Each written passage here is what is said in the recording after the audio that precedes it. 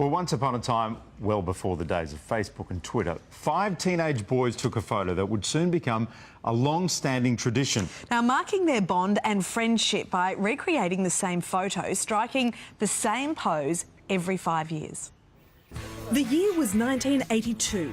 As a month-long summer holiday drew to a close, 5 mates set up the self-timer on their camera to capture the perfect group shot.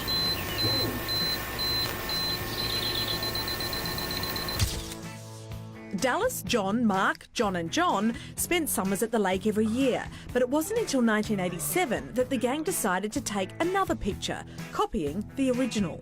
Yeah, what we're doing is we're making a new version of that.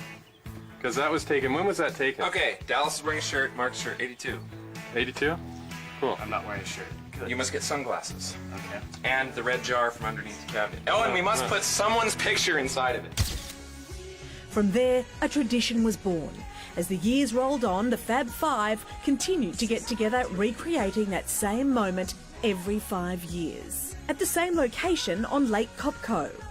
In the same position, with the same facial expressions, holding the same props.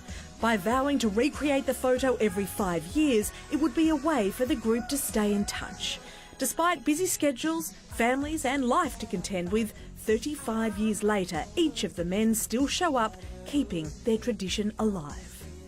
Love this story. Joining us now are 2 of the Fab Five. Welcome to the show, John J.D. Dickson and John Belves Molony. Welcome to you both. Lovely to talk to you. J.D., tell us about that original trip and when you were going to take that original photo.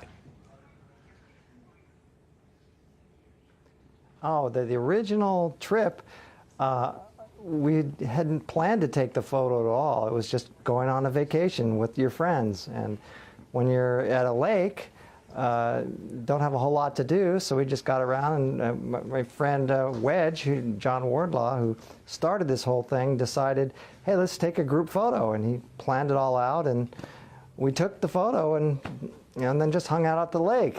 Never expected to take another one. Belves, this is wonderful. Such a great story. You've outlasted over the 35 years many marriages, I'm sure. I'm also very impressed by the shape that you're in. You know, there's not too many beer guts going on in that last photo as well. How do you keep the tradition going, and has it become something that's really important to all of you?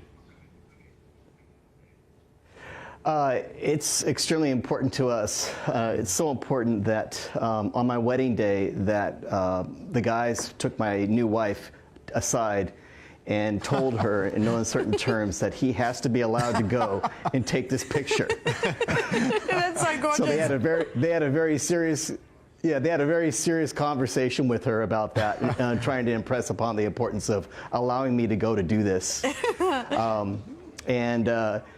I had a conversation with JD and Wedge the last time we took the photo. Right afterwards, I said, hey, you know, if we're going to recreate it and be obsessive compulsive about it, then we need to have it shirtless, right?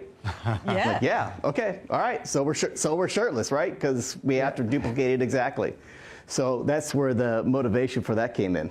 And so then you all worked at getting in shape so that you could actually do the shirtless photo. Yes. So in fact, this is good for your health as well. How long will the tradition go on for?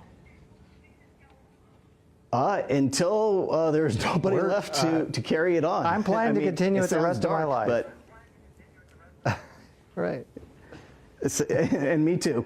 Yeah, we're continuing it for the rest of our lives. That's my plan, and if someone doesn't make it, we'll have an empty spot on the bench. Well, and the beautiful thing is that it's brought you guys back together again, you know, kept you all connected.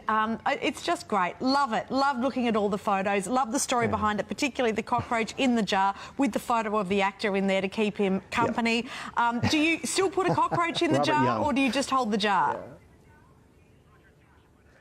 We have a, I'm not sure if we had a fake cockroach in there this time or not.